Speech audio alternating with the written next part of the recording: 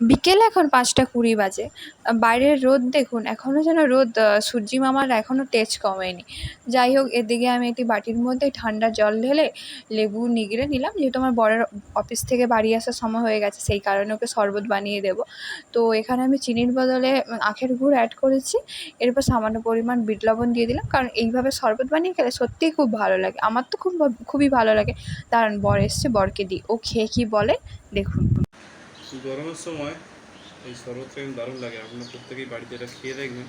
এই অফিস থেকে আসার পরে যদি বউয়ের হাতে এত সুন্দর একটা শরবত পাওয়া যায়, এটা কিন্তু সত্যি খুব ভালো। আমার ভাগ্যটা ভীষণ ভালো, কিন্তু আমি খেয়ে দেখছি আর অপেক্ষা করতে পারছি না।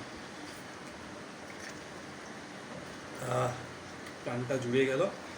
এই প্রাণটা জোড়ানোর পিছনে কিন্তু একটা কারণ আছে, এরপরে আমাকে মজুর হতে হবে।